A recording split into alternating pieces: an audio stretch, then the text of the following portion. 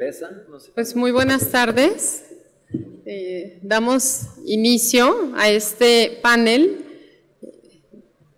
que tiene de nombre Medios de Comunicación y Prevención. Y para eso doy la bienvenida a nuestros tres panelistas. Es un gusto compartir con ustedes este espacio, poder moderar cada una de sus intervenciones, y la mecánica que vamos a seguir es que cada uno de ustedes va a tener una intervención de 15 minutos. Posterior a eso, daremos el tiempo y el espacio para que nos puedan generar preguntas del público y ya que ustedes las puedan atender y responder. Entonces, para no tardarnos más, si gustan, comenzamos con la presentación y la intervención de María Idalia.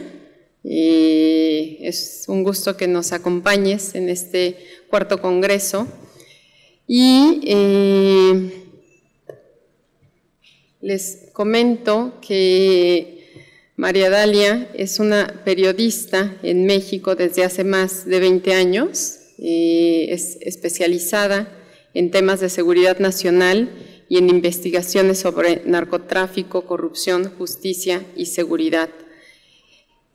Ella ha escrito varios libros sobre narcotráfico y derechos humanos y también ha recibido los premios Planeta de Periodismo en el 2004 y Nacional de Periodismo en 2005 por reportaje de investigación.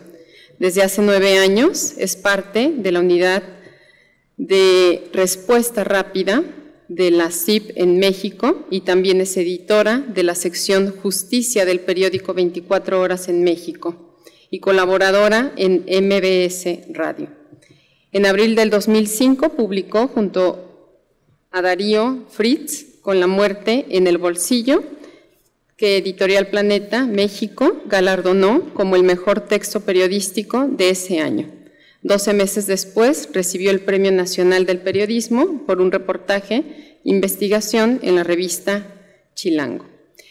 Pues muchísimas gracias por estar aquí con nosotros y te escuchamos.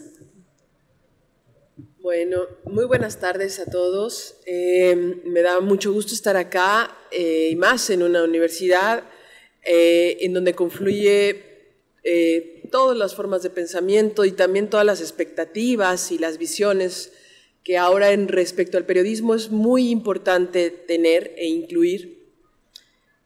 Muchas gracias por haberme invitado. Bueno, es como raro pensar en el periodismo y la prevención. Es raro porque en realidad regularmente no lo pensamos. Yo, siendo ahora responsable de un equipo, les puedo decir que en la Junta Editorial no nos ponemos a pensar ¿y cómo vamos a prevenir cuando hablamos sobre un tema o un reportaje? Y aquí cómo estamos viendo la prevención, ¿no?, de un tema. Es decir, cómo vamos a influir socialmente para que exista esta conciencia de prevención. Nunca lo hacemos. Y en realidad es que creo que lo más importante ahora es partir de la autocrítica de los medios, y creo que en lo personal, después de tantos años, puedo decirlo. Nosotros transitamos de una situación en México de vivir violencia, de ciertas formas de violencia, a experimentar violencia muy cercana, cada vez más cercana, con espacios más reducidos de seguridad. Y los medios transitamos al mismo tiempo que la sociedad, obviamente, y que el gobierno, pero sin detenernos en esta espiral. No nos tomamos el tiempo de pensar, de reflexionar sobre lo que estábamos haciendo y cómo lo estamos haciendo, y todavía no nos damos ese tiempo de reflexión. Entonces, somos repetidores y a veces hasta hacemos apología de esa violencia. Hay algunos medios con los que yo he tenido serias discusiones con editores en donde me dicen, es que no podemos edulcorar, que es una palabra muy bonita de un poema, no podemos edulcorar la realidad. Y entonces podemos sacar a las personas que están trozadas, que están muertas, tiradas, ¿no? y no tenemos ningún recato. Ahora le ponen el antifaz a los detenidos, que además es como un poco ridículo, de repente, no porque no tengamos que ponérselo, sino cómo se lo ponemos. Es grotesco. Y para mí, en lo personal, me parece que no tenemos conciencia. Estamos haciendo ese antifaz por un asunto de obligación legal, pero no de una conciencia real. Entonces, quizá ya es tiempo de detenernos y mirar hacia atrás sobre lo que hemos hecho y qué vamos a hacer hacia adelante y cómo vamos a tomar posición frente a esto. ¿Y por qué digo posición?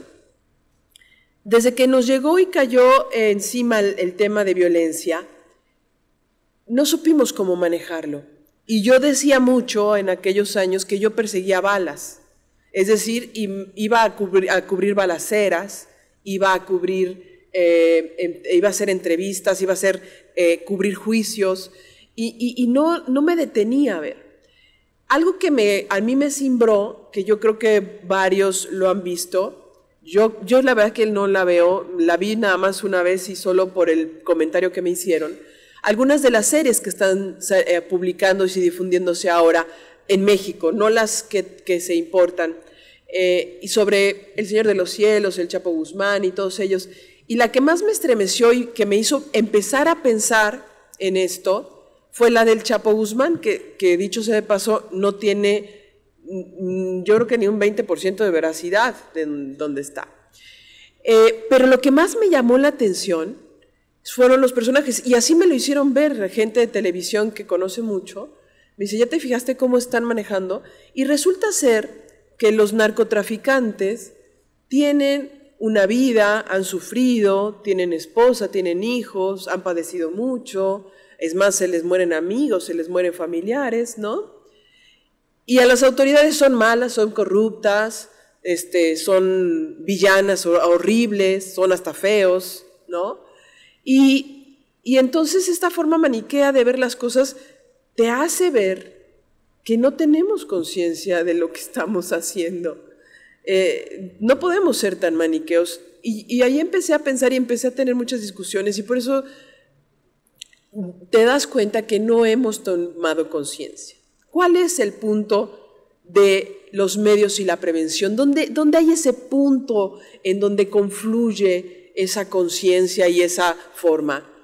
Ustedes se han puesto a ver estos cabezales que son comunes en donde escuchamos la mató, la muerte le llegó encima, cosas de esas y las fotos. Antes pues, a mí me llama la atención la prensa que decía, ¿no? Las que daban un poco de risa y eso.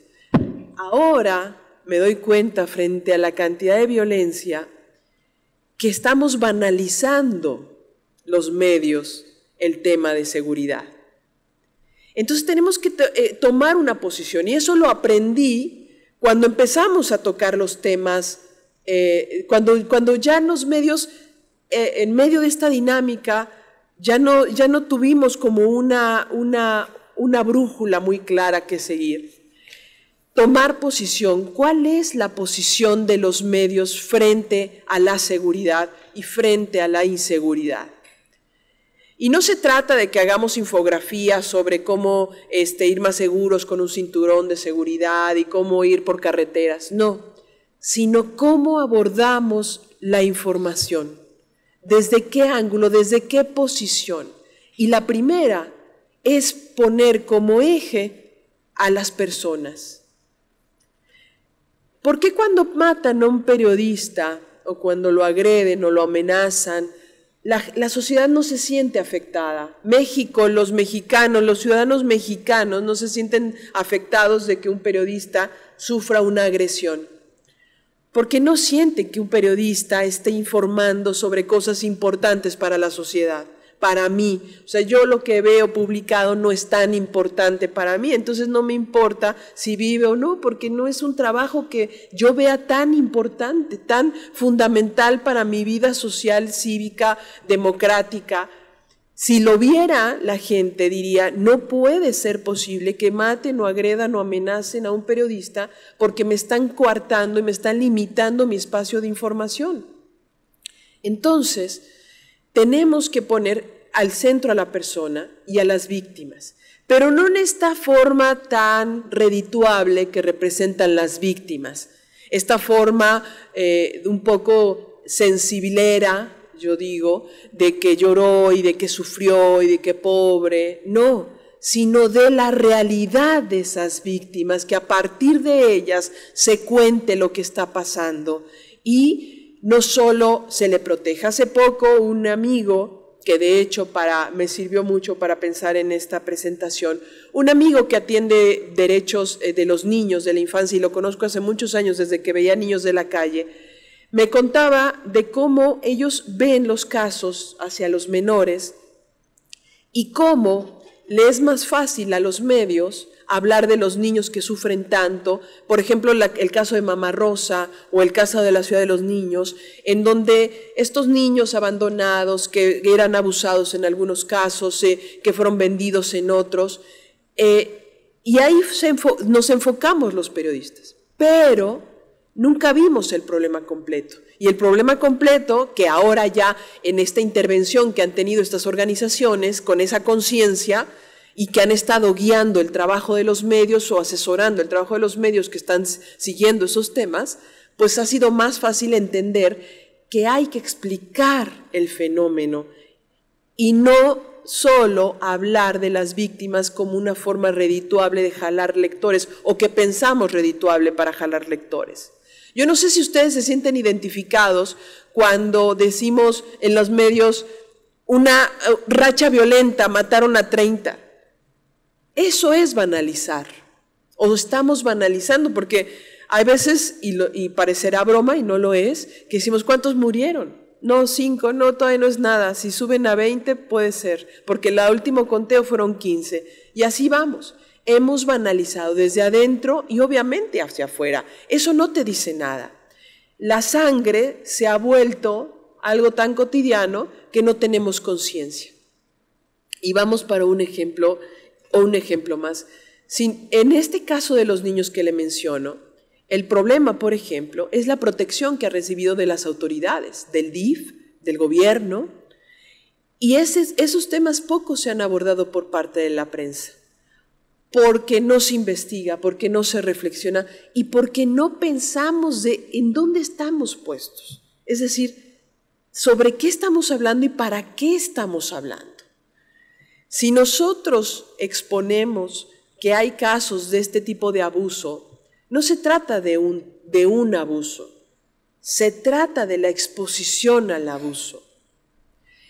El tema de las víctimas o el debido proceso, ¿cuánto nos está estorbando ahora, no? El debido proceso. Bueno, el debido proceso, esto de llamarle presunto, de no exhibirlo, de tener mucho cuidado sobre cómo escribimos los temas cuando estamos en juicio, es más, el ponerle la N, ¿no? María Idalia N, pues eso que te dice, no te dice nada, es una persona. Bueno, sí es muy importante cuidar a la persona. Pero si se dan cuenta, detuvieron a María Idalia N., que es la más terrible de las asesinas. Y ahí nos detenemos, no decimos más, no contamos más, no estamos explicándole a la gente no sobre la persona, sino sobre el hecho. Esa es la diferencia. Los hechos violentos tienen una explicación más de fondo al que no hemos llegado en México. El problema que yo veo es que ni hemos profundizado, ni hemos explicado qué está pasando. Por ejemplo, no sé si a ustedes les pasa por el chat, pero a mí me llegan una cantidad interminable de casos de personas desaparecidas. Cuando me llegan en chats de WhatsApp seguros, es decir, de gente seria, realmente me angustia esta desaparición de niñas y de niños, de jóvenes. ¿Se han preguntado por qué está ocurriendo? ¿Alguien sabe por qué está ocurriendo? ¿Alguien ha leído, visto en la tele, escuchado en radio por qué está ocurriendo? ¿Verdad que no? No. Ese es el problema de los medios, que no estamos explicando. Precisamente eso. No hemos llegado a contar. Y sí están desapareciendo niñas, y sí están desapareciendo niños. ¿Por qué? Porque, y les puedo decir que conozco casos muy cercanos de jóvenes que nunca en su vida hubiesen pensado que les ocurría. Y ocurre en lugares comunes y corrientes, en ciudades comunes y corrientes. Y tendríamos que estarlos contando para que los jóvenes se sientan como que en estado de alerta para poder actuar. Y los padres también tomen medidas preventivas para hacerlo. ¿Cómo? Por ejemplo, si tú sabes que tu hijo o tu hermano va a ir a determinado lugar, bueno, pues mandarse la ubicación, hablar con las personas, saber a qué lugar va, en fin.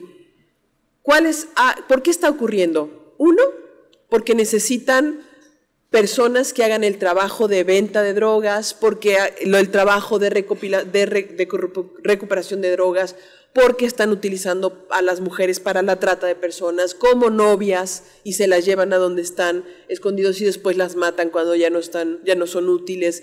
En fin, son una serie de fenómenos que no estamos contando. Y es ahí donde necesitamos primero interactuar, y ese es otro de las cosas que debemos hacer, ir de la mano de la gente. Estas fosas clandestinas, ustedes se han preguntado por qué están surgiendo en este momento tantas fosas clandestinas. Hay una primera explicación.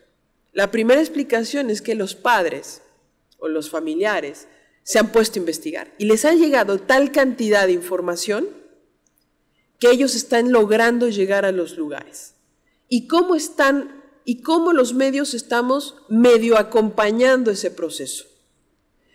Y no lo estamos contando bien.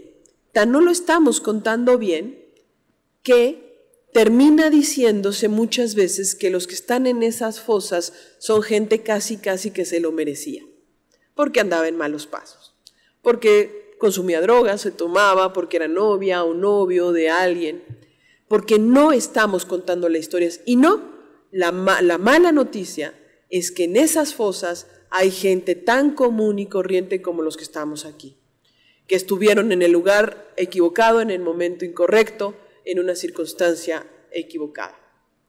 Y es que entonces tenemos que contar eso, pero necesitamos de la gente para que nos ayude a contar esas historias. Y entender los fenómenos. Por ejemplo, les decía yo, ¿a ustedes les importa si nosotros decimos racha violenta, 30 crímenes? ¿Verdad que no? ¿Y qué tal si nosotros contáramos que esos 30 crímenes se están dando en tales horarios, en tales circunstancias, en tales momentos, en tales ubicaciones? Sabríamos en cuáles son las zonas más violentas a partir de la data, las zonas y los espacios más violentos, los horarios más violentos, las características en cuanto a condiciones de personas que las están cometiendo, los momentos, tendríamos más claridad sobre lo que está ocurriendo. Cuando estaba en la época, el momento más violento, y creo que con eso se me acaba el tiempo, cuando estaba el momento más violento en Monterrey, me invitaron a que revisáramos un poco qué estaba pasando con los medios de comunicación y cómo podían abordarlo, porque tenían mucho miedo. Y empezamos a trabajar una serie con preguntas y que yo les empecé a decir, y empezamos, y se los cuento muy breve, los horarios, los momentos, los lugares, las circunstancias, los tipos, y llegamos a la conclusión, después de ir haciendo una reducción de datos, de lo que ellos se acordaban, ni siquiera de data, de búsqueda más que se trataba de las zonas marginales, que ocurría entre las 3 de la mañana y 7 de la mañana, estas balaceras, que los bloqueos ocurrían entre las 4 de la tarde y las 6 de la tarde, que ocurrían en estos momentos, ¿no? Entonces, decidieron sacar un reportaje de qué estaba pasando. Entonces, la gente pudo tomar decisiones en ese momento y sobre ese hecho. Es decir, ayudar a sumarnos a la toma de decisiones para la gente a partir de información que importe sobre lo que estamos viviendo de manera preventiva, es decir, atenderlo y no solo reaccionando como hasta ahora. Estamos reaccionando ante situaciones violentas, persiguiendo las balas, y no estamos contando lo que ocurre para tratar de prevenir estos fenómenos. La gente que todavía no es víctima de ellos y que puede serlo. El periodismo tiene una deuda social en este momento en México. No ha sumado lo suficiente para explicar y para hacer su trabajo. Y creo que un foro como esto ayuda a poder empezar a reflexionar, y sobre todo un elemento más, y esto es lo que termino, que la sociedad exija, el ciudadano, el lector, el que ve la tele, el que escucha la radio, se tome el tiempo de hablar, de escribir cartas y de decir y reclamar un periodismo de calidad que le informe y que se involucre así con el periodismo que desea tener. Es la única manera que podemos interactuar y que podemos hacer cosas que funcionen para un país que va a empezar en una espiral de violencia para el próximo año mucho mayor del que hemos visto. Entonces tenemos que cuidar. Muchas gracias. Muchas gracias. Muchas gracias, María Idalia. Pues muy interesante lo que nos compartes, y me quedo o enfatizo en estas reflexiones. No hemos profundizado como sociedad en lo que ustedes, los periodistas, nos están informando. No estamos informando los por qué de la noticia o de las historias que se están generando. Esta parte que señalas de que se necesita interactuar e ir de la mano de la sociedad. Y yo pongo aquí sobre la mesa el riesgo que lleva el trabajo que ustedes están generando día con día. La labor del periodista, sin lugar a dudas, es un riesgo que actualmente está incrementándose, y conjugándolo con lo que tú señalas, me parece que es, como bien mencionas, es oportuno reflexionar sobre la retroalimentación que se tiene que generar entre el resultado de la labor que ustedes están haciendo y lo que la sociedad debemos de tomar de lo que ustedes están generando, la retroalimentación que debe de existir. Ahora cedo el uso de la voz para su intervención a Jorge Luis Sierra. Muchas gracias por estar aquí con nosotros. Él es especialista en temas de seguridad y Fuerzas Armadas. Tiene la licenciatura en periodismo por la Secretaría de Educación Pública, es especialista en materia de ciberseguridad, gestión del riesgo en la era de la información, también tiene una especialización en materia de Cybersecurity for Business, capacitación en evaluación de y reducción de riesgos, desarrollo de estrategias, políticas, estándares y procedimientos de seguridad cibernética, así como cumplimiento de la Ley de Privacidad y Cibernética para las organizaciones, auditorías de seguridad digital. Actualmente es director del Centro Fronterizo de Periodistas y Blogueros, una organización sin fines de lucro con sede en Edinburgh, Texas, en la frontera de Estados Unidos y México. Se enfoca en la tecnología, la ciberseguridad, el periodismo de investigación y la libertad de expresión. Y tiene, entre otras publicaciones, autor de 3 libros y coautor en 2 más. El de publicación más reciente es El cristero que quiso ser presidente. Pues bienvenido, Jorge Luis, y adelante. Sí, muchísimas gracias, doctora.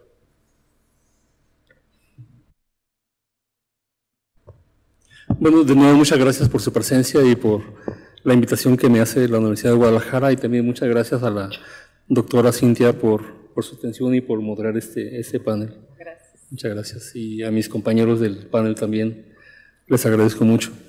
En el ejercicio periodístico, me parece que el tema de la prevención, como decía Maridalia, no ha sido un tema desafortunadamente nuestro.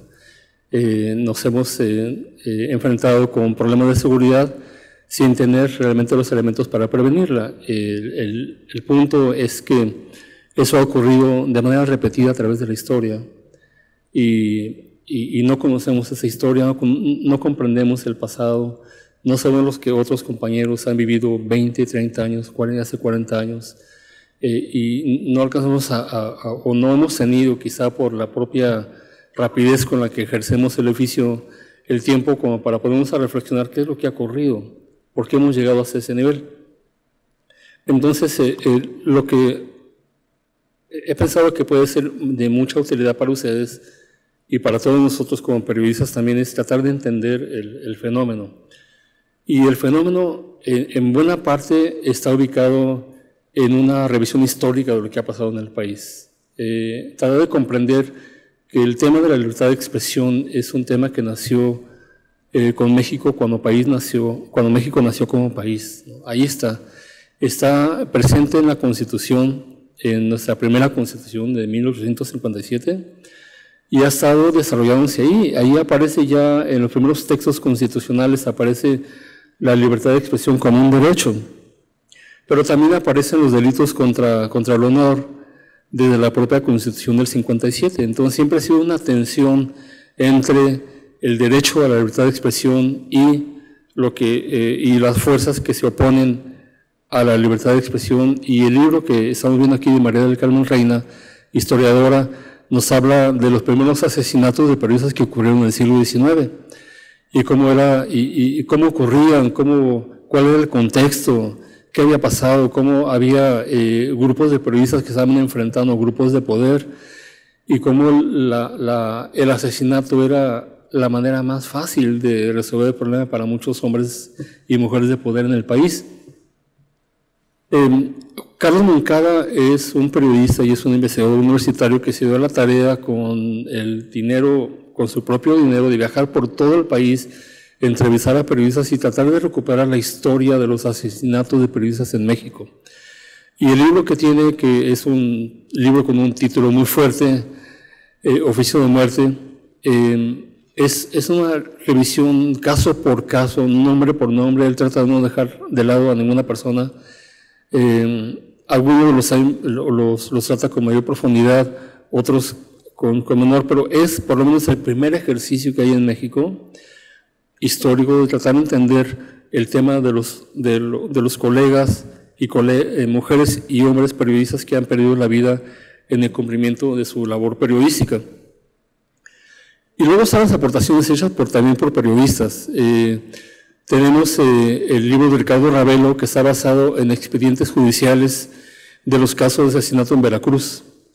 Y si uno lee ese libro, uno se va a enterar de muchos detalles que realmente uno no conocía de lo que significa hacer periodismo en un municipio, vivir en ese municipio y tener parentesco y relaciones de amistad con las personas que han agredido a los periodistas. Entonces esa cercanía con el poder que tiene una persona que trabaja en un municipio, esa cercanía, ese conocimiento tan íntimo, en el momento en que la periodista o el periodista empieza a denunciar los casos de corrupción, la contaminación del poder, el involucramiento con el narcotráfico, lleva finalmente a que ocurra un desenlace fatal.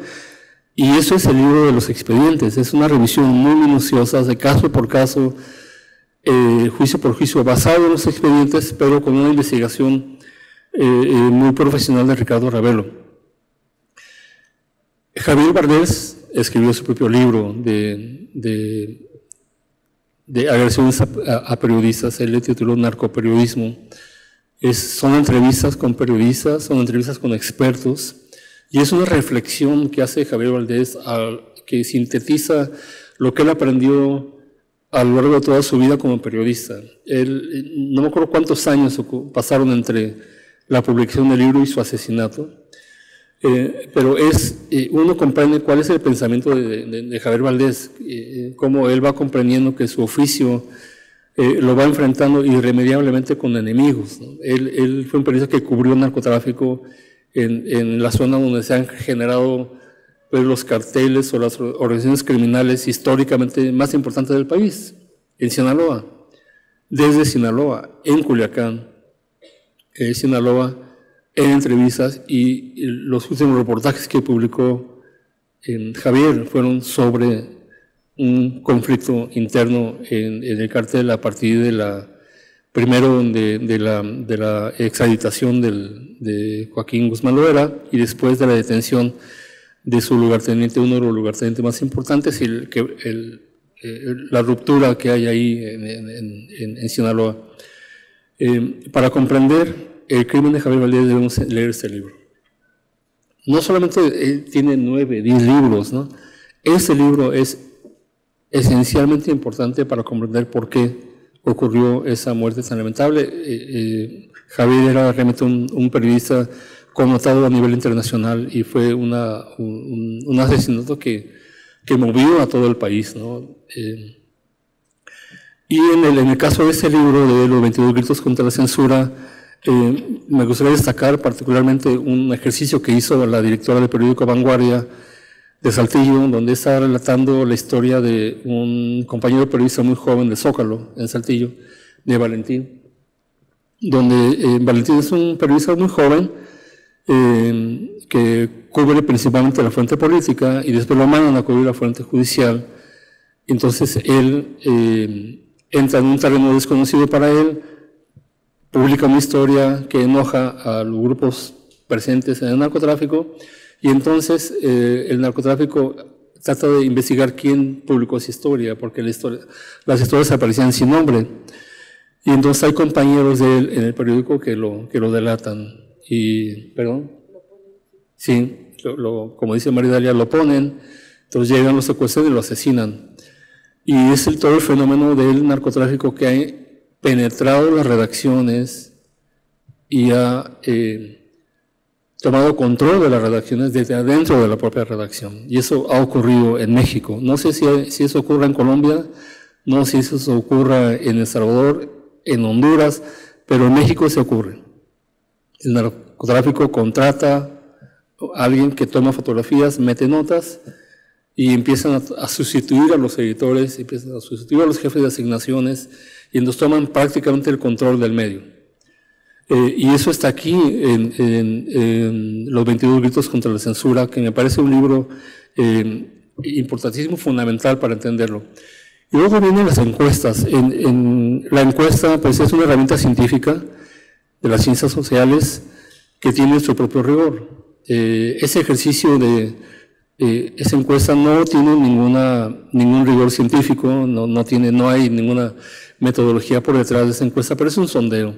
Y es un sondeo que se hizo junto con la Universidad de Guadalajara, Freedom House, para tratar de comprender cuál era el dominio de la tecnología de seguridad que había entre periodistas mexicanos, y arrojó lo que hablaba en la mañana, periodistas que usan Internet para trabajar y periodistas que no dominan la seguridad de las herramientas de Internet en su trabajo, esa contradicción. Y aparte de otras, como por ejemplo, preguntaban para ti cuál es la prioridad esencial en materia de seguridad, las fuentes, la familia, su seguridad personal, y normalmente el periodista mencionaba la familia primero y después las fuentes, ¿no? Y hasta el último él, ¿no?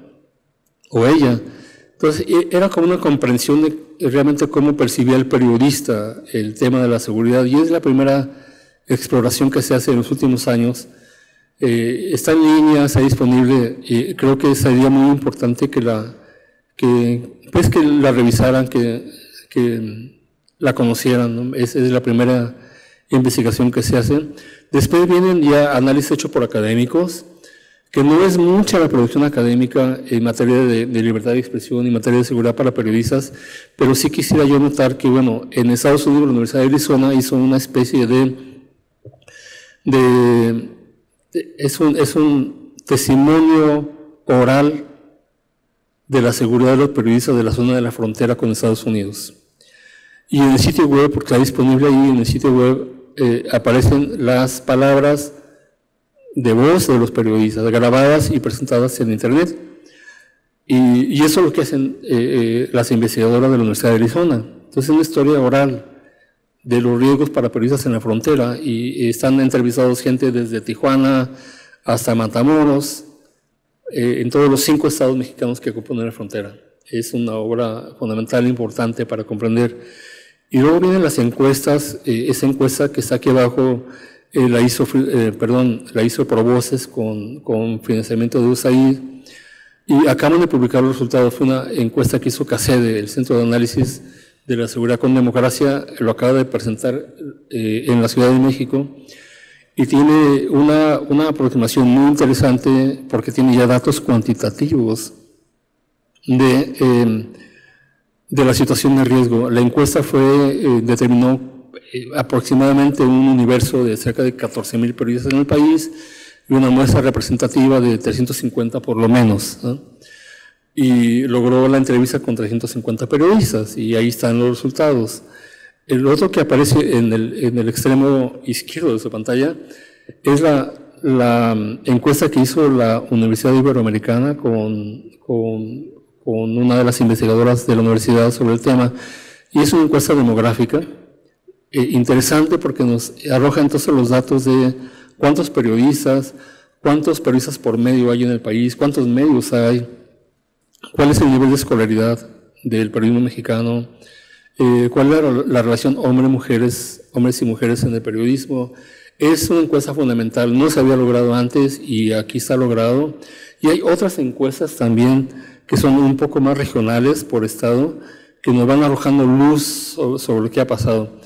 Yo creo que si nosotros no abordamos esos temas, no leemos estas investigaciones, no alcanzamos realmente a comprender el problema. Como decía Maridalia, necesitamos comprender para prevenir. Y creo que esos elementos nos pueden ayudar a comprender. Esta la investigación que hizo la Comisión Interamericana de Derechos Humanos, el Comité de Libertad de Expresión, sobre las zonas silenciadas en América Latina.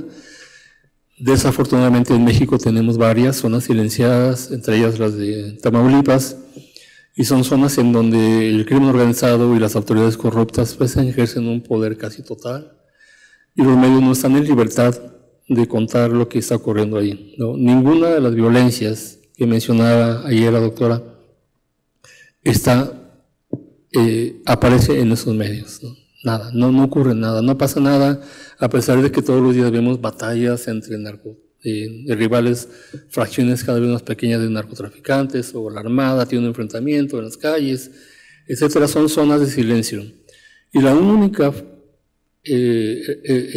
luz al final del túnel han sido los ciudadanos y las ciudadanas que están utilizando personalidades anónimas en Twitter para informar de lo que está pasando. Entonces usan hashtags para contar las cosas, y uno tiene que meterse a Reynosa, pues uno lee primero Twitter antes de entrar a la ciudad, porque Twitter ya le va diciendo a uno exactamente en dónde van a una de las cosas, y si tú conoces la ciudad, entonces puedes navegar con cierta prevenir, y hace una prevención ciudadana que la autoridad está a veces lejos de proporcionar. Entonces son los propios ciudadanos los que cuidan la seguridad de los ciudadanos y ciudadanas en el país.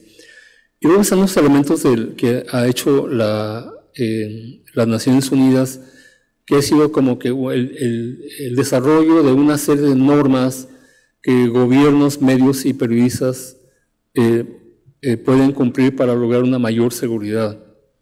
Y han sido normas muy importantes que están ahí y que representan, digamos, recomendaciones que, de ser cumplidas, podrían sí reducir mucho riesgo para periodistas en el país, ¿no?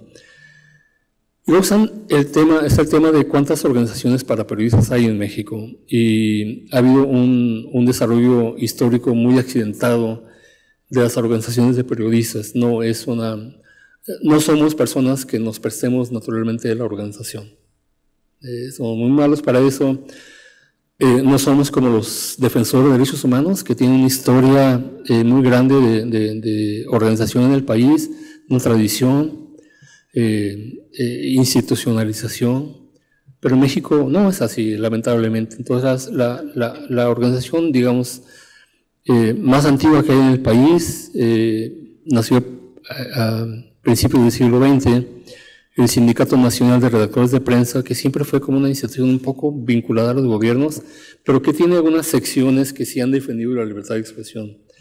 La Casa de los Periodistas, el Club de Periodistas, que también nació en los años 30, si no me equivoco, pero que ha sido una organización que se ha distinguido por ser, digamos, muy defensora de la libertad de expresión. No hace mucho ruido, persiste y ahí está. Nos presta su casa para hacer eventos y todo, eso lo agradecemos mucho, pero no ha tenido mucho protagonismo. Después viene, después del golpe Excelsior de 1971, se forma una organización que se llama la Unión de Periodistas Democráticos en el país, en la Ciudad de México, a la cual perteneció Manuel Bonilla y otros periodistas connotados que aún viven y están activos. Pero eso desapareció, se fue extinguiendo. Yo he tratado un poco de averiguar qué pasó con la Unión de Periodistas Democráticos.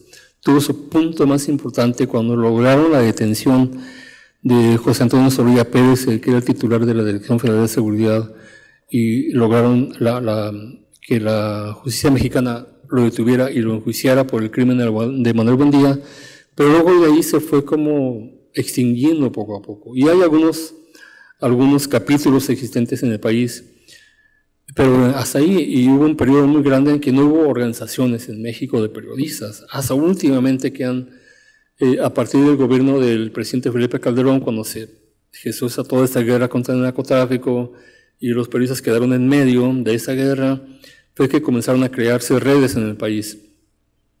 Lamentablemente están concentradas en la Ciudad de México, y hay algunas en Guerrero, Oaxaca, Chiapas, Jalisco hay una red muy incipiente, Ciudad Juárez, una de las redes más importantes, Tijuana hay apenas un grupo de simpatía, pero realmente son organizaciones muy etéreas, ¿no? Esto lo pongo porque es como tratar de comprender también, de tomar los elementos que han producido organizaciones de seguridad. Esa es una matriz de riesgo que la generó la Universidad de Santa Clara en California, con la colaboración de expertos militares y de expertos de compañías en materia de riesgo, y eso es como una adaptación al terreno periodístico, ¿no? Saber en qué riesgo estás, saber si estás en riesgo medio, estás en riesgo bajo, mediano, estás en riesgo extremo, tomar decisiones, saber si estás en riesgo alto, extremo, cuáles son las medidas a tomar. Entonces viene como todo ese desarrollo. Normalmente el periodista mexicano está en una situación que va de mediano a alto riesgo. Los análisis que hemos hecho han tenido ese resultado. Algunos, la minoría, están en situación de riesgo extremo y muy pocos están en situación de riesgo bajo. Creo que no hay en México una periodista que esté en situación de riesgo bajo. Hay que comprender entonces, a través del análisis de los casos de agresión, cuál es el ambiente que tienen los periodistas, ¿no? Y eso es lo que está en lo que ha entrado el país en los últimos años, una vinculación a veces simbiótica muy difícil de romper entre grupos criminales y funcionarios públicos.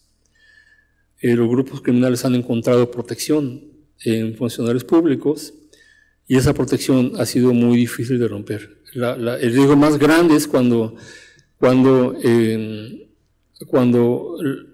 los grupos criminales intentan penetrar las estructuras militares, porque es ahí cuando se da el riesgo más grande, ¿no? Intentan apropiarse de quienes dan las órdenes o que tienen toma de decisiones en materia de logística militar o de transporte de militares o de empleo de la inteligencia militar. Todo eso sería realmente una tragedia nacional si esas dos instituciones, el Ejército o la Armada, se llegan a corromper. Han habido casos de generales y almirantes que han sido enjuiciados, algunos de ellos han sido exonerados, otros han sido sentenciados en el país. Casi todos los casos de ataques a periodistas permanecen en la impunidad. Hay un promedio de 90% de impunidad en los casos de agresión a periodistas. Y hay otras formas de control de periodistas que podrían ser llamadas suaves a través del control de la publicidad. Y estamos viendo ahora que ha habido un cambio de gobierno y ya entonces los medios empiezan a despedir periodistas, a aligerarse porque comprenden que el nuevo gobierno posiblemente ya no les dé la publicidad que les daba el gobierno anterior. Cuando la persona que realiza actividades periodísticas tiene, ya se me llegó el tiempo, voy a tratar de concluir, tiene una actividad de alto riesgo, tiene fuentes de alto riesgo, cultiva fuentes de alto riesgo, refiere información confidencial, esa persona puede ser o no puede ser consciente del riesgo que enfrenta. Y eso es algo que es fundamental. Yo me he encontrado con que en la mayor parte de los asesinatos los periodistas no estamos conscientes, no han sido conscientes del nivel de riesgo que estaban enfrentando. Siguen en el riesgo, no toman acciones, no cortan de tajo la operación que están haciendo y continúan. Y es ahí cuando se viene un desenlace. Entonces hay un problema de toma de decisiones también importante. Hay condiciones de alto riesgo, salarios bajos. Son periodistas en México, en los estados del norte del país, pues gana el equivalente a quizá $150 al mes. $150 al mes, que es lo que podría ganar un periodista en Estados Unidos quizá al día. La historia de asesinato pues es grande. Ustedes pueden ver que los asesinatos se encontraron principalmente del gobierno de Calderón y de Enrique Peña Nieto, pero ya venían desde Miguel de la Madrid y Carlos Salinas de Gortari. Y prácticamente no hay sexenio en el que no haya periodistas asesinados. Esas son las entidades con más asesinatos de periodistas. Oaxaca y Veracruz son las más, pero luego después le siguen los estados de la frontera. Y lamentablemente estas cifras están aumentándose cada día. Las tendencias, para finalizar, si usted me lo permite, doctora, es las agresiones más importantes ocurren cuando hay una transición de poder, sobre todo regional o estatal. Segundo, cuando hay un conflicto entre fuerzas federales y delincuencia organizada, ahí es donde están Tamaulipas, Veracruz, cuando sacaron a los Zetas del estado de Tamaulipas y se fueron a Coahuila o a Veracruz, la violencia se extendió hacia periodistas hacia allá. Y en el caso de fuerzas políticas antagónicas o intolerancia de fuerzas locales, como lo que acaba de pasar en Chiapas, ¿no? En la zona de Yajalón, cuando un cacique ordenó la muerte aparentemente de un periodista. Asesinatos que ocurren en zonas rurales muy alejadas de las ciudades y la mayor parte de los asesinatos en autos.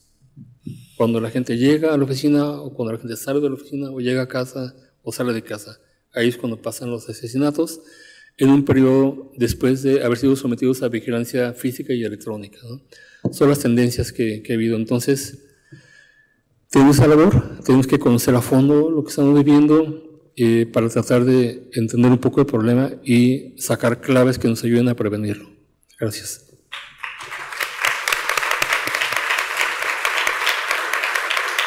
Muchísimas gracias, Jorge Luis. Pues qué complicado, ¿no? Lo que nos acabas de mostrar.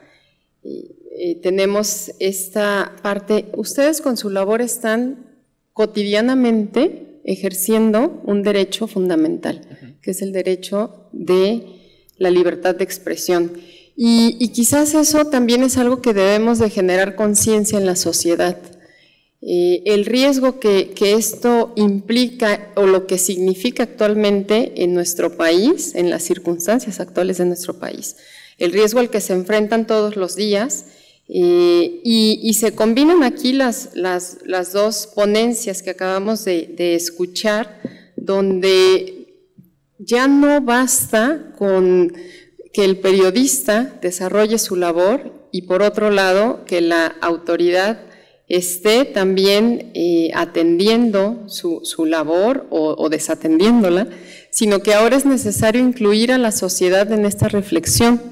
Por un lado, ¿qué está ocurriendo en nuestro país? Y que ustedes están informándolo constantemente con las notas o con con las investigaciones que realizan, sino que también hace falta que la sociedad tome conciencia de que ustedes están haciendo o ejerciendo con su trabajo, están defendiendo la libertad de expresión que debemos de defender toda la sociedad. O sea, ustedes lo están ejerciendo cotidianamente con su función. Y esto es algo que por ningún motivo la sociedad debe de perder. Por ningún motivo la sociedad debe de perder. Y bueno, gracias por toda la información que nos proporcionaste, por esta visión, por de alguna manera generarnos los datos de la realidad que tenemos en este momento. Y quiero también ofrecer una disculpa porque en la publicación del libro que mencioné hace un momento, en la ficha que tenía estaba equivocada y no era tuya, era de nuestro siguiente panelista, era de Julio Ríos, que bueno, ahora lo hago, comienzo por esta parte. Él es autor de 3 libros y coautor de 2 más. El de publicación más reciente, precisamente, es El cristero que quiso ser presidente, un análisis del sexenio de Emilio González Márquez y de la caída del panismo. Julio Ríos, sus áreas de especialización son el periodismo de investigación, crónica y periodismo narrativo, periodismo digital, ética periodística, transparencia y periodismo político. Actualmente es analista político del programa En Controversia, del Canal 44 de Televisión Abierta, Universidad de Guadalajara. Es reportero del Canal 44 en Televisión Abierta de la Universidad de Guadalajara, reportero de la Gaceta de la Universidad de Guadalajara, asesor de la licenciatura en Seguridad Ciudadana del Sistema de Universidad Virtual de la Universidad de Guadalajara. Ha recibido diferentes reconocimientos y premios y, bueno, Julio, es un gusto que estés aquí con nosotros. Adelante. Listo, ¿verdad? Sí, pues muchas gracias a los organizadores que me han hecho esta invitación a este Congreso de Seguridad Ciudadana. Gracias, y bueno, siempre es difícil intervenir después de 2 colegas muy taquilleros en este caso, pero muy contento de compartir aquí la mesa.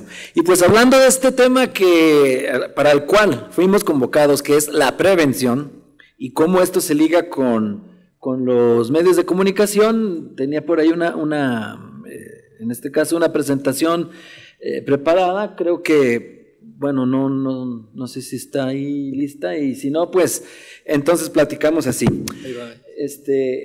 Hay que partir de la premisa que la prevención no forma parte de los contenidos que son los más compartidos en los canales de comunicación institucionales de nuestras corporaciones de seguridad en México. Es decir, pues en este caso estas corporaciones cuentan con sus propios canales, que un parámetro que podemos analizar sin duda son las redes sociales. Y ahí, si bien en el caso de la Procuraduría General de la República hay algo más de equilibrio en los contenidos que se están compartiendo, en lo estatal y en los municipales, pues ahí lo que vemos más son las detenciones como lo más difundido, y la ausencia de prevención, entendido como materiales que pueden ser utilitarios, es decir, campañas, recomendaciones, orientaciones jurídicas, todo este tipo de información que podría ser útil para que el ciudadano pueda prevenirse de los delitos más comunes, sobre todo, porque también a veces se habla mucho de los crímenes, de los delitos de alto impacto, pero sin duda en lo que se puede abonar mucho en los medios de comunicación y en estos canales institucionales es en la prevención de los delitos de baja escala, o de asuntos como el robo, o como otras más, como las agresiones sexuales, y un montón de muestra tenemos pues en las redes sociales. Por ejemplo, en la PGR, en la cuenta de Twitter, que ahí, como les digo, es un poco más equilibrado, de acuerdo a un estudio realizado en la última semana, que obviamente no tiene rigor científico, es simplemente un botón de muestra. Tenemos que de los tweets que se compartieron, el asunto de las fichas de los desaparecidos fue lo que más apareció, 50 tweets, seguido por la prevención, que fueron 35, y todos los demás de orientación y otros más. Sin embargo, en el caso de la Fiscalía del Estado, lo que más se presumió fueron las detenciones, y tweets que tienen que ver con prevención, por ejemplo, cómo presentar una denuncia o cómo evitar una extorsión telefónica, solamente tiene 10 tweets. Si lo comparamos con todos los demás contenidos, pues es menor la presencia de estos posts que tienen que ver con asuntos de prevención. Y si nos vamos a lo municipal, con un ejemplo que es la policía de Tonalá, pues que tiene una menor intensidad en sus tweets, pues obviamente eran 13 detenciones y de prevención solamente 3. Es decir, entonces, si bien estos canales institucionales entonces no están siendo utilizados para difundir contenidos de prevención, es cuando uno se pregunta si los medios de comunicación tenemos la obligación o no de llenar ese hueco que no están haciendo las corporaciones en sus canales institucionales. Cualquiera diría, y he platicado con muchos colegas, dicen que la labor de los medios simplemente es informar y hasta allí. A mí me parece muy limitada esa visión. Creo que los medios, por supuesto, también podemos colaborar, y en este caso, para responder a esta pregunta, si hay esa obligación ética y moral de los medios o de los periodistas de llenar ese hueco en la prevención, quisiera recordar algunas teorías que no son propiamente del ámbito de la seguridad, sino desde la perspectiva política. Hay que recordar que desde los clásicos de la concepción liberal de lo que debe ser un Estado, desde el que más podemos citar, que es Jacobo Rousseau, el poder político reside en el pueblo, y si bien delegamos el ejercicio político en los poderes establecidos formalmente a través de una constitución en un Estado, esto no significa que sea un cheque en blanco, es decir, la soberanía siempre reside en el pueblo. Estas competencias se delegan a través del esquema que ya conocemos, la distribución de competencia con los 3 poderes, y también ahora actualmente con los organismos autónomos que se dedican a velar o a tutelar por diferentes derechos fundamentales, el del voto, el INE, los derechos humanos, las comisiones, el derecho de acceso a la información por los organismos de transparencia, y también hay un sistema de pesos y contrapesos y una rendición de cuentas horizontal y vertical, en la cual pues no voy a ahondar para explicarla porque el tiempo es limitado, pero en este sistema de vigilancia que hay entre los poderes y entre los organismos, obviamente también hay agentes externos de rendición de cuentas o que vigilan, y obviamente los medios de comunicación entran en esta estructura de agentes externos de rendición de cuentas o que están vigilando. También están los esquemas de gobernanza, en el cual pues ante la complejidad de los problemas que hay en las sociedades, obviamente en este caso a las instituciones del Estado ya no les alcanza a veces para darle solución a los problemas porque son tan complejos, y se tiene que involucrar a la sociedad en esta toma de decisiones permanente, como lo vemos aquí con un teórico de mucha reputación en temas de gobernanza, que es el doctor Luis F. Aguilar, por cierto, de la Universidad de Guadalajara. Y en este sentido, pues los medios de comunicación también entran en estos esquemas, tanto de agentes externos de rendición de cuentas o de vigilancia, en lo que se llama sistema circular de vigilancia mutua, o también en ese esquema de gobernanza. Es decir, los medios no deben delimitarse solamente a informar, y si aún así fuera que solo nos limitáramos a informar, aún así, con esa misma lógica, hay que recordar que la información es un bien público, no es una mercancía susceptible de hacer negocio. Los medios de comunicación trabajamos con este bien público, que es la información. Entonces, esta información, por supuesto, debe ser presentada con una utilidad social. Es la utilidad social del periodismo. ¿Y qué mejor que la seguridad y la prevención, que es lo que estamos tratando aquí? Una vez que más o menos he esbozado el por qué creo que los medios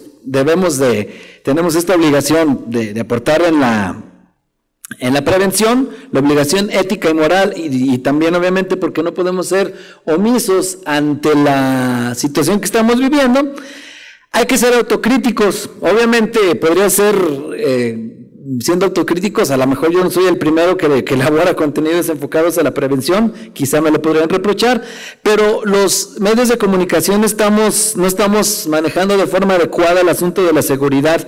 Para nada la prevención es lo que priva, al contrario, tenemos en los medios de comunicación un tratamiento inadecuado de la información sobre seguridad.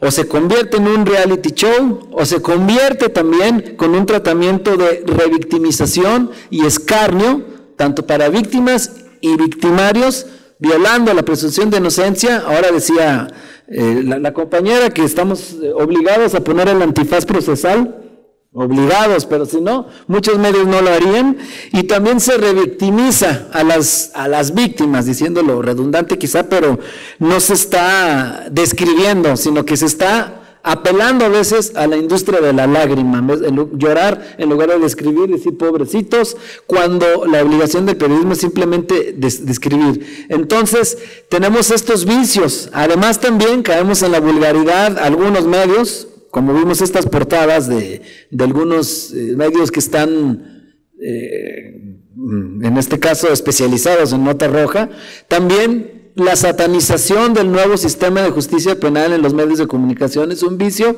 Salió libre y no hubo justicia, sin tomar en cuenta que existen métodos alternos para la resolución de conflictos y que no se informa que la víctima quedó, en este caso, satisfecha con esta resolución alterna, pero no, lo que se pone ahí, no hubo justicia y salió libre, así de sencillo, y no se profundiza en estas notas, y lo que se está haciendo es lesionar la credibilidad de un sistema que se está implementando y al cual debemos de darle tiempo para que dé resultado, como en otros países fue. Obviamente no es una cosa de un día a otro. Y también lo que ya comentaba la compañera María Idalia Gómez, la apología del delito en los medios de comunicación, y también en lo que vemos con las series, en las cuales se presentan a veces como héroes los que se dedican a las conductas antisociales. Y es así como entonces los medios de comunicación terminamos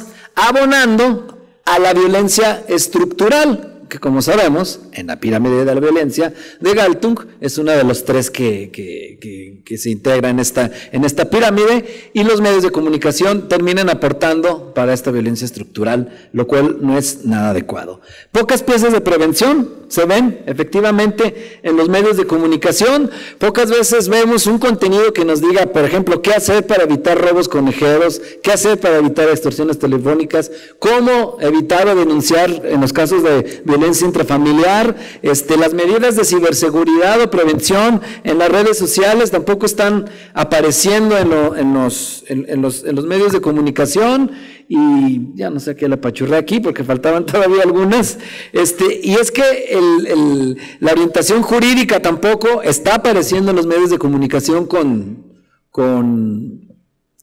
contenidos utilitarios en este caso. Yo entiendo que las páginas de los impresos que son pocas, yo entiendo que el tiempo en radio y televisión también es limitado, pero las redes sociales de los medios de comunicación pueden en este caso difundir contenidos alternativos a los que están en las páginas, a los que están en el radio o a los que están en la tele. En las redes sociales podemos ampliar más, y ahí desde luego que los medios de comunicación podemos compartir este tipo de materiales, o también los de protocolos de actuación ante situaciones de emergencia ya en el ámbito de la seguridad humana, que es lo que se estaba tratando. Entonces creo que el papel de los medios de comunicación es primordial en la prevención, sobre todo en la primaria, como ayer nos explicó cuál era la doctora Clara Hussitman, en la secundaria y en la terciaria también, porque en la terciaria recordemos que se atiende a quienes ya son víctimas o de alguna conducta de este tipo, o victimarios,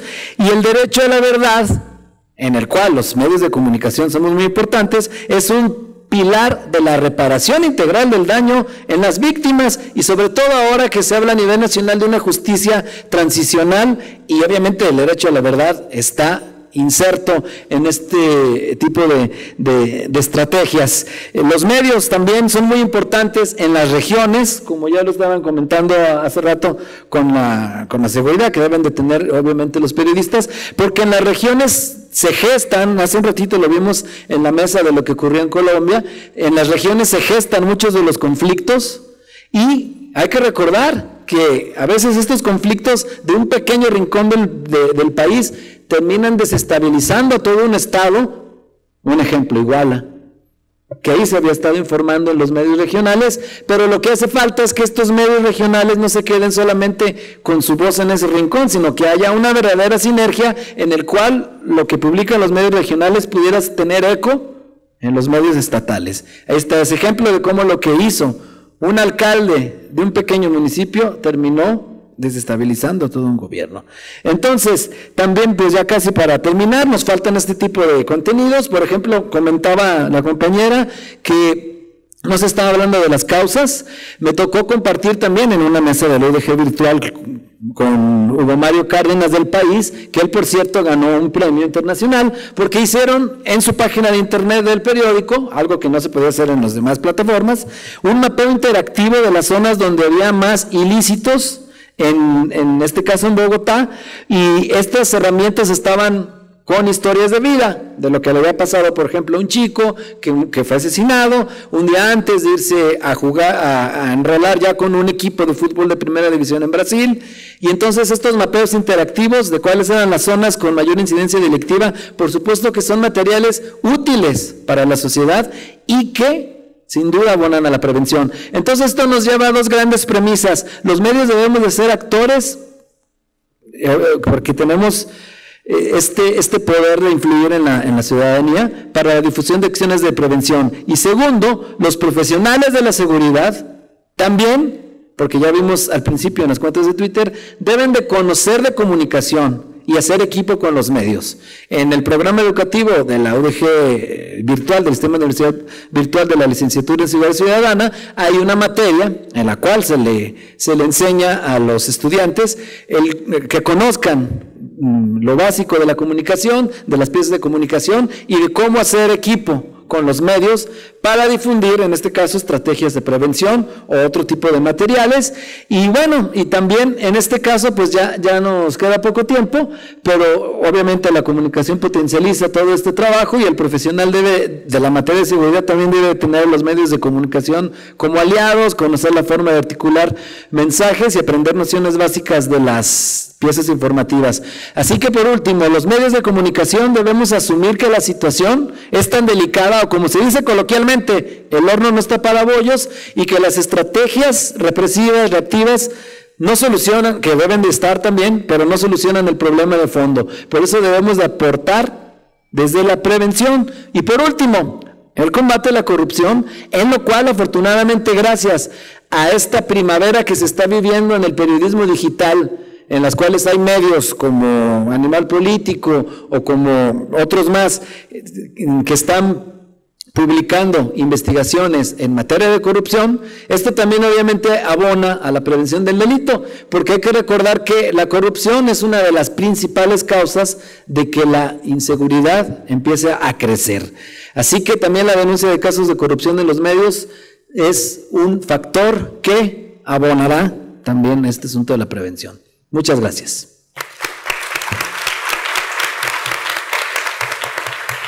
Gracias, Julio. Qué importante lo que señalas, donde también podemos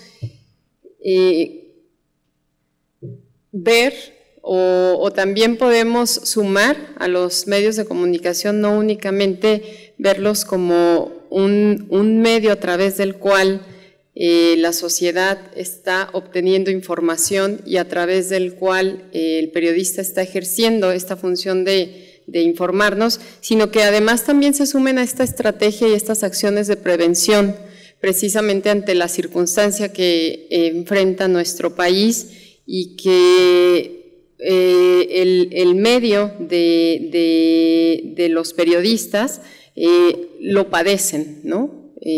Cotidianamente.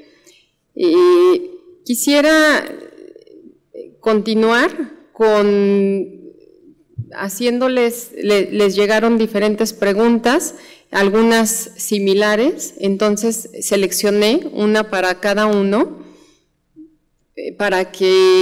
porque les llegaron preguntas, insisto, similares y más bien seleccioné aquellas que pudieran tener algo de diferencia entre uno y otro para que podamos abordar de distinta manera. Para María Idalia, señala Pedro López, lamentablemente la profesión del periodista se ve maniatada a los intereses editoriales, económicos de cada propietario. ¿Hay opción en México para que el periodismo alcance su función social de servir y de una forma valiente y poder dirigir la opinión pública a los temas prioritarios?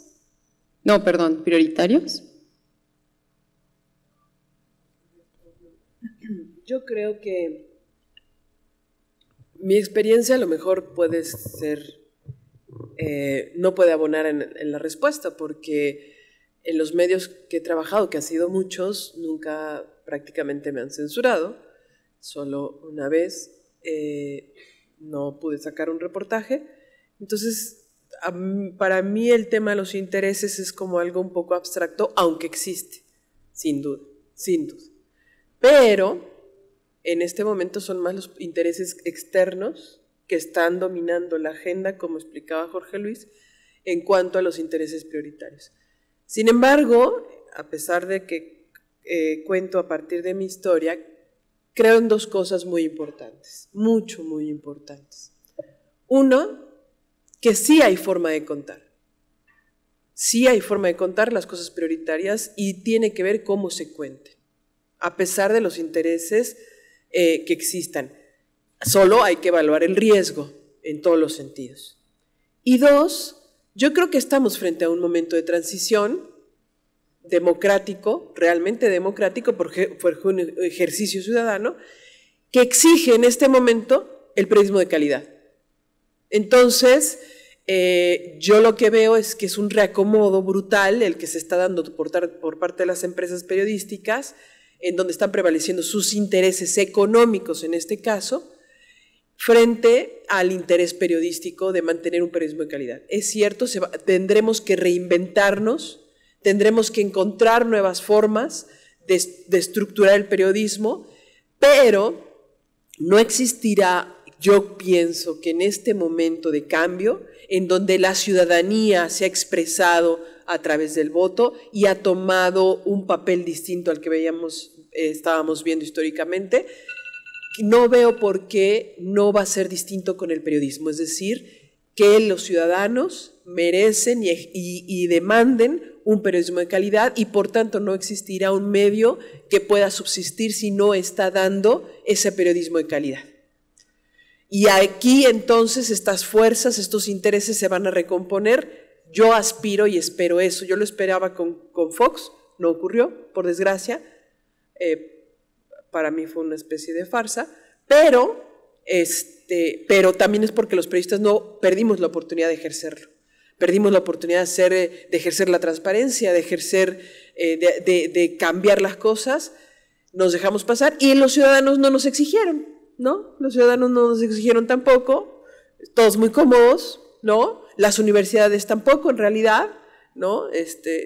Tampoco, y entonces todos hemos quedado en un estado de confort. Hoy día, la realidad nos demanda otra cosa. Gracias. Jorge Luis.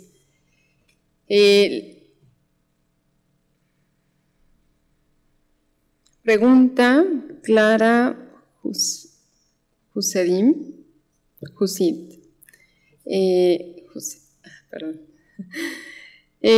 ¿Cuáles podrían ser las causas por las cuales los periodistas no se organizan?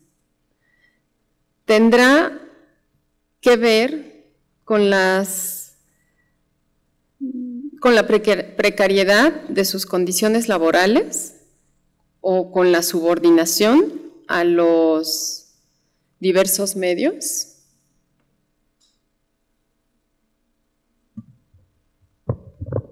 Muchas gracias por su pregunta, doctora. Es una pregunta fundamental. Es difícil responderla. Creo que hay diferentes culturas de periodistas en el país.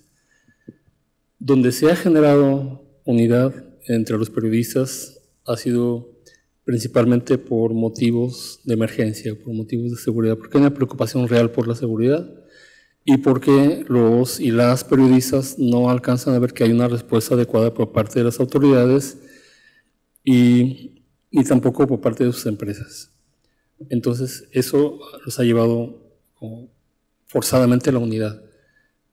Y es lo que ha ocurrido, digamos, en el caso de la red de periodistas de Juárez, por ejemplo, la red de periodistas de a pie, la red de periodistas de Puebla, la red de periodistas en Chiapas, han sido de alguna manera forzados por las circunstancias, a pesar de ellos mismos y a pesar de sus medios. Los medios tampoco han logrado contribuir mucho porque hasta ahora se había vivido un ambiente de competencia o rivalidad entre medios y muchas veces experimentábamos la petición de los medios de que no te juntes con otros periodistas, no vayas a fiestas con otros periodistas, son como los de la casa contraria, etc. La gente luchaba por las premisas periodísticas que en el periodismo tienen valor, pero en el momento en que la inseguridad era tan grande que era realmente peligroso llevar a cabo una primicia, los y las periodistas decidieron publicar todos al mismo tiempo. Entonces rompió ese día de los medios de publicar por primero la nota y se logró desde abajo. Los y las periodistas dijeron, no, vamos a ponernos de acuerdo para publicar al mismo tiempo. Esas causas yo creo que han llevado a la unidad. ¿Por qué entre defensores y periodistas no ha habido la misma respuesta? En parte porque, digamos, los grupos de derechos humanos han sido promovidos o auspiciados también por instituciones fuertes.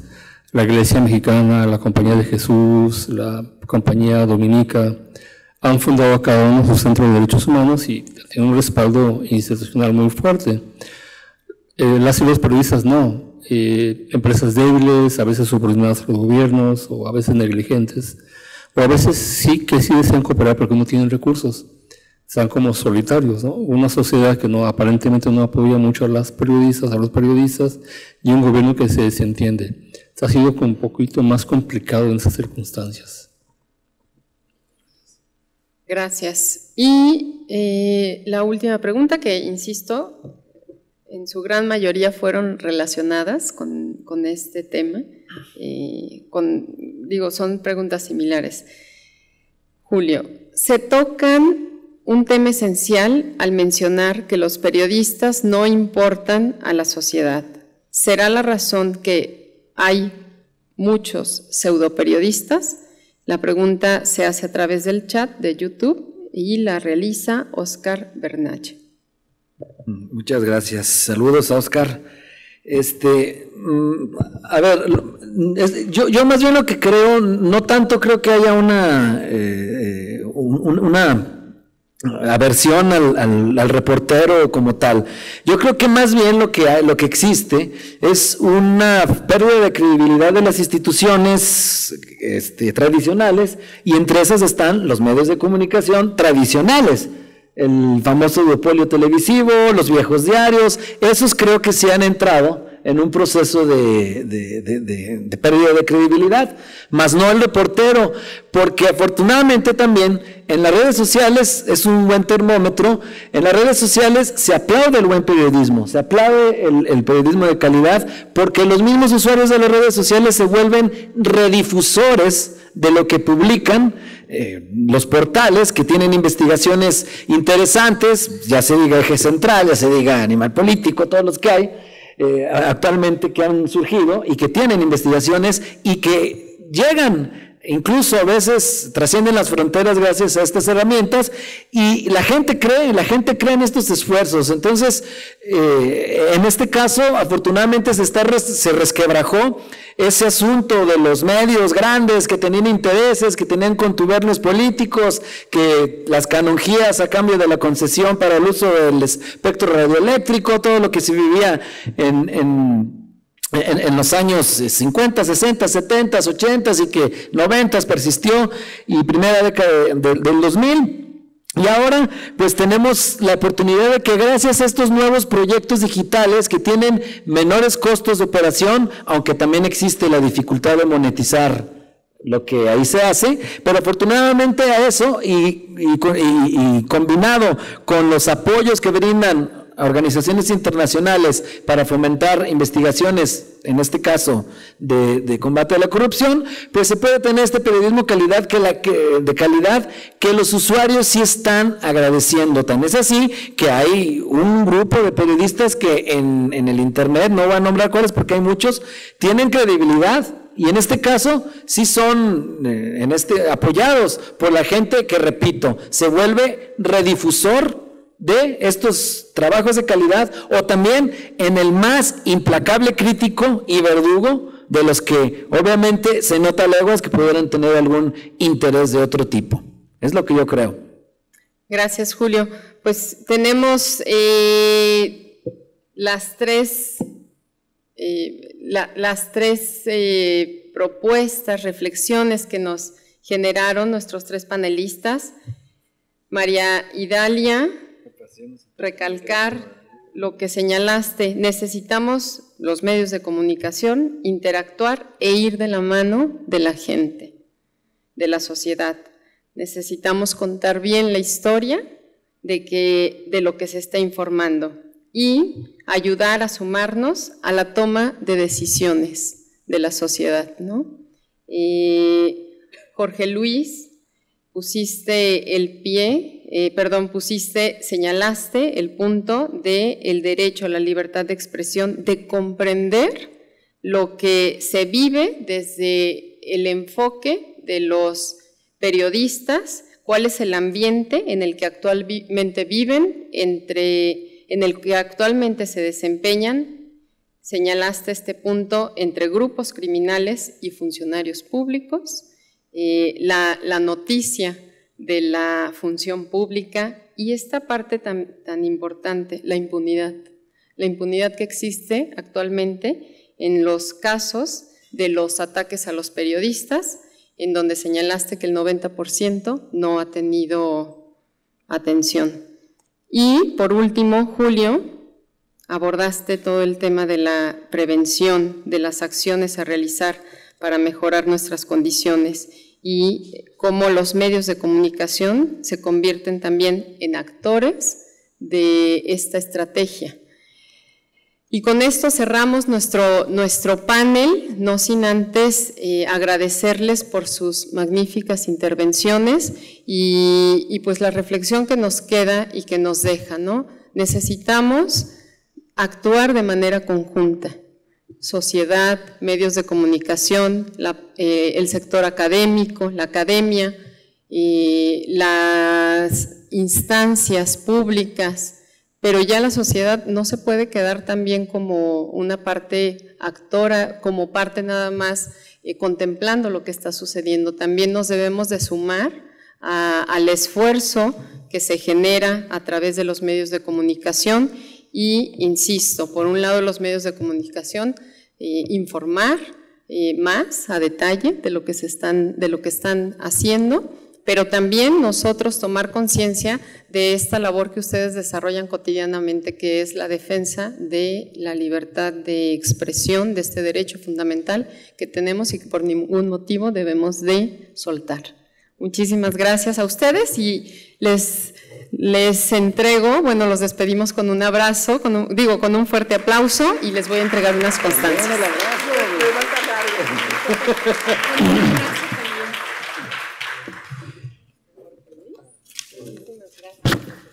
Gracias.